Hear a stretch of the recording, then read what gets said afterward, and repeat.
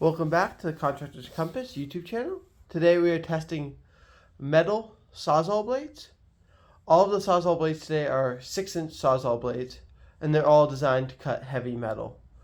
We have a range of regular Sawzall blades here that are just steel. And then we have 3 carbide blades from Milwaukee, Lenox, and Diablo.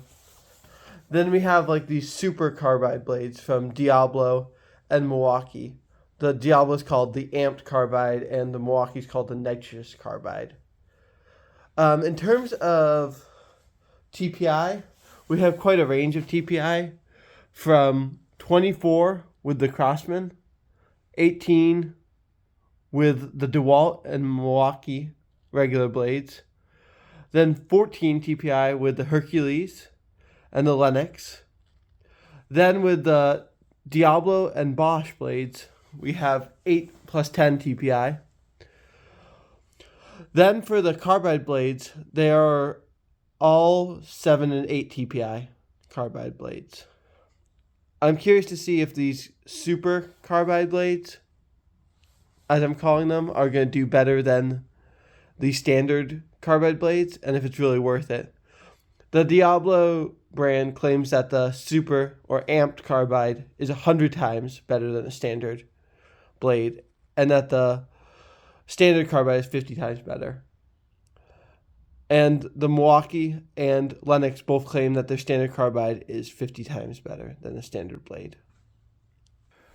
For testing, I am using the same setup that was used in the demolition Sawzall blade test, except for this time we are cutting a 1.5 by 1.5 piece of square tube stock.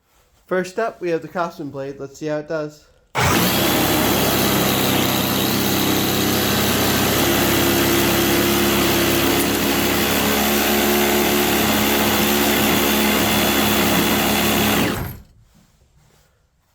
That didn't go so well. Let's see if I can find a new way to fixture this test. Okay, I got some much more beefy C-clamps, so let's try the Craftsman again. Let's see how it does.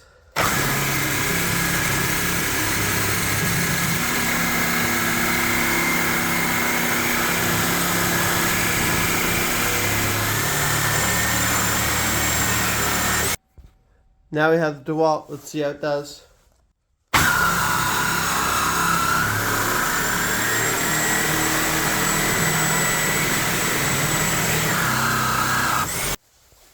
Now we have the Bosch blade. Let's see how it does.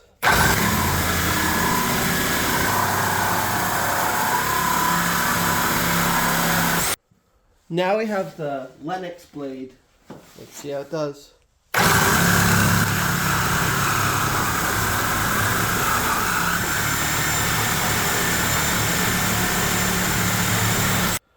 Now we have the Hercules blade. Let's see how it does.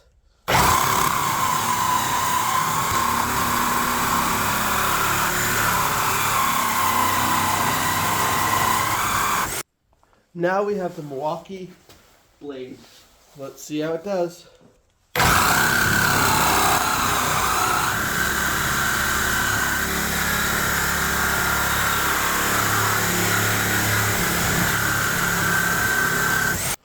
I forgot to hit record on the first go around of the Diablo, so let's try again.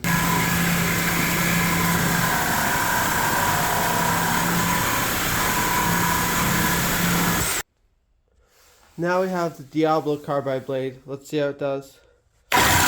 Because the clamps fell off in this test, I reran the test, but during editing the video corrupted, so I do not have the footage of the clamps staying on. Now we have the Lenox Carbide. Let's see how it does.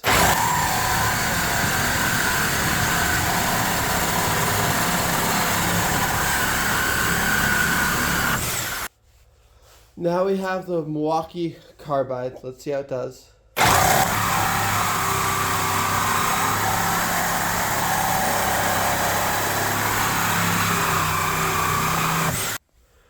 Now we have the Milwaukee Nitrous Carbide. Let's see how it does.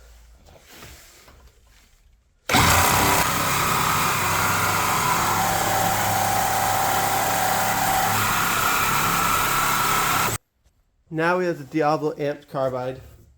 Let's see how it does.